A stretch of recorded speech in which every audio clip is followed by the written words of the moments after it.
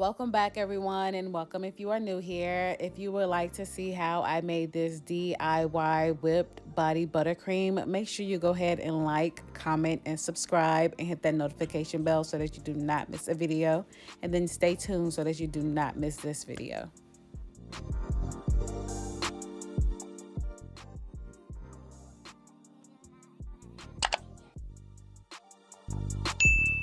Okay, so let's go ahead and get right into it. I am first going to be turning my stove to a medium heat, and then I'm going to be putting my pan of water on the stove so that it can come up to a boil.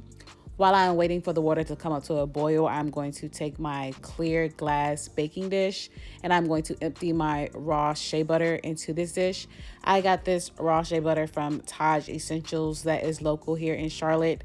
If you are in the Charlotte area, Charlotte, North Carolina, that is. If you are in the Charlotte area, I definitely recommend visiting his shop. He has a lot of different body oils in there. He has essential oils. He has different shea butters. He has different butters like the cocoa butter, mango butter, cocoa butter. He has a lot of different butters. I highly recommend visiting his shop. But let's get back to the video. You can use whatever butter it is that you want to use. I wanted to use raw shea butter. I'm using the ivory color unrefined shea butter. This is just the one that I wanted to use of choice. So that is what I'm going with. I am emptying it out. Make sure that you get it all, okay? Waste not, want not. We want to make sure we get all of our money's worth. So I'm just making sure that I'm emptying it fully. Okay, you're gonna see me dim the camera just a little bit just to kind of get a better coloring of the shea butter. It kind of looks like vanilla ice cream, to be honest. It's ivory in color, so it's like that off-white cream color, which is my absolute favorite color, y'all. I love this color. I think I say that in like every video. But no, I just kind of break up the butter here in the video before I go in and put it on top of the pot because we are going to be using the double boil method. But this here is what I'm showing you. I made my own whipped body butter for myself over a month ago, and I have been using that, and I absolutely love it. I'm making, the way that I made that is exactly the way I'm making the one in the video. The one in the video is, though, I'm making small samples to give to my clients' hair that I'm doing when I go back home. By the time this video posts, I will probably be back in Charlotte, but I do hair in Greenville once a month, and I decided to make them some of this shea butter, this whipped shea butter, because I have been enjoying it, using it so much over the past month. I definitely recommend making your own if you can, or going out and purchasing some. I prefer this over lotion. I definitely prefer it over lotion. But here I'm placing the clear baking dish on top of the water because we're using the double boil method. You don't want your butter to burn. So you definitely want to make sure you use the double boil method, which is what I'm doing here. You can see that it's kindly slowly starting to melt. This is after about 10 minutes. Usually after about 20-25 minutes, it's completely melted, which you'll see that in a second. And you can just see what I have my stove turned on. But yeah, so we'll come back when it's fully melted.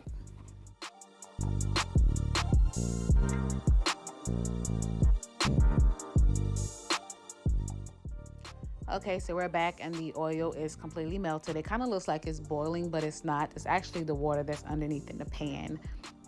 But I'm going to be adding some jojoba oil to this butter. I got this from Amazon. The link will definitely be down below. I'm going to put in a few squirts here just to kind of mix in. Now you can add this before the butter melts, or you can add it after. I just found it easiest and best to add it afterwards, and that's just what I found best for me. In this butter, I use only jojoba oil, the raw shea butter, and then the pink sugar fragrance that you're going to see in a second. However, I am going to show you all the other oils that I purchased from Taj Essentials as well. All of the bottles that are in the amber colored bottles, those are going to be your essential oils. And then all of the ones that are in the clear vials, those are going to be all of your body oils. So the very first one that we have here is the sweet pea and the lavender. Sweet pea, if you're familiar with that, it's the Bath and Body Works fragrance. That's the one that I use in the oil that I made from the butter that I made for myself, and I absolutely love it. This is the Rosemary essential oil, and it has all of the benefits and everything listed on it, which I definitely love the way that he labeled that one. Here we have the vanilla essential oil and then the pink sugar body oil. The pink sugar body oil is going to be the oil that I'm going to be adding to the current mixture that's on the stove.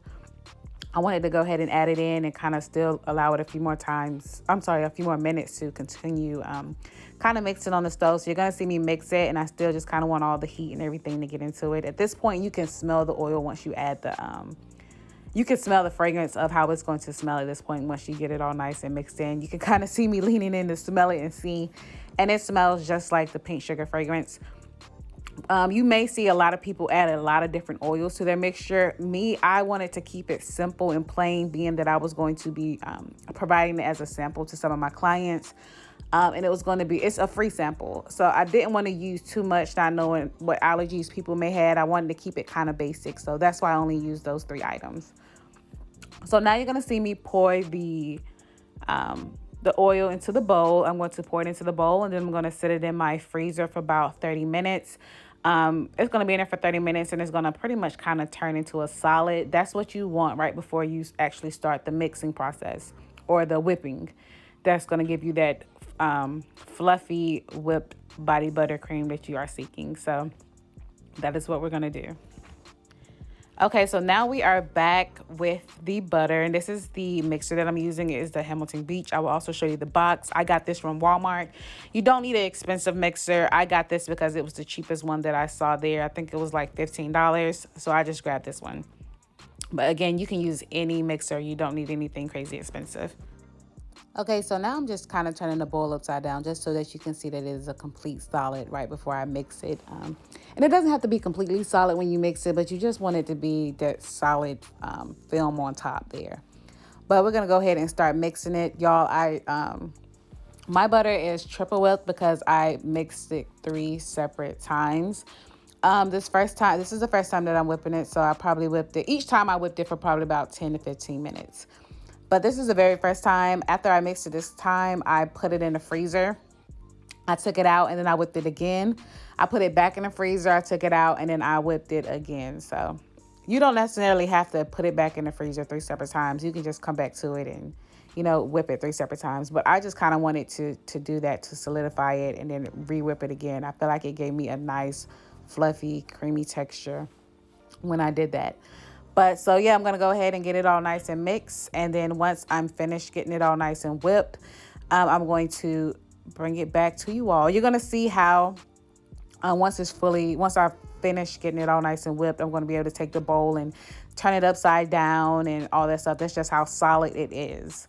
And you also want to keep a spatula nearby. You can see me kind of taking it off the edges because you know how with the mixing bowl, it's not going to be able to get the butter that's on the edge or around the bowl. So you want to take a spatula and keep it nearby just so that you can keep on keeping it all nice and mixed. But that's what I am doing here, and I will be back once we start the piping process.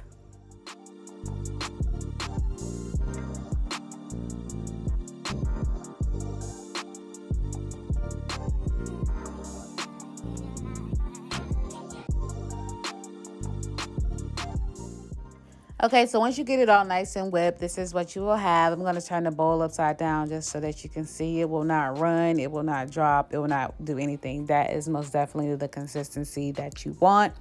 You also see the other items that I have here laying out on the side. I have my press and seal sealing wrap. That's definitely going to be coming handy for you to do your piping if you don't have piping bags. I now have my tips that I'm going to be using to help give that little ribbon effect. So I decided to go with the bigger one. So that's what we're going to be using today. And then I also have a Ziploc bag. This is also going to be helping with the piping. Okay, so I'm going to be using the sealing wrap and the Ziploc bags because I thought I purchased piping bags from Walmart, but when I got home and started making the video, I could not find my piping bags, but I did see that other people had used the wrap and the Ziploc bags to pipe theirs. So thank God I already had some at home that I was available to use, but I highly recommend using the piping bags. But so here I'm just going in and I'm adding in my whipped cream right into the middle of the sealing wrap. Make sure you get it all. Again, waste not, want not. We do not want to waste a thing. We want to make sure we use it all. I have quite a few jars that I want to fill. I want to make sure that I have enough to provide to all of my clients and any extra left over. So that is what we're doing.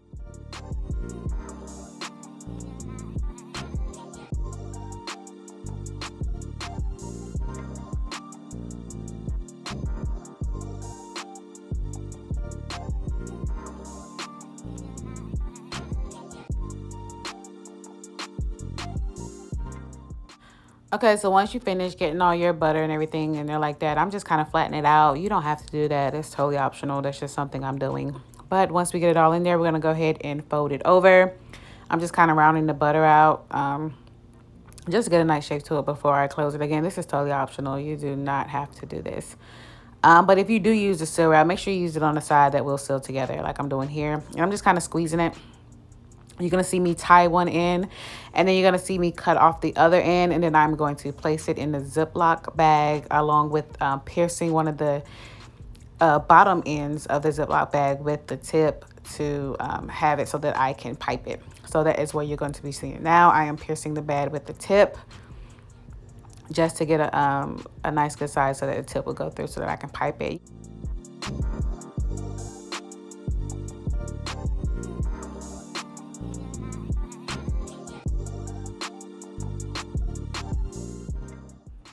Okay, so once you get everything ready to go, I go in and I cut the other end. That is also the end I'm going to be putting face down into the Ziploc bag to start piping. Okay, so once you get everything all situated in the bag and everything like that, I'm going to be showing you the jars that I'm using. These jars are 2 inches in diameter by 2 inches in height.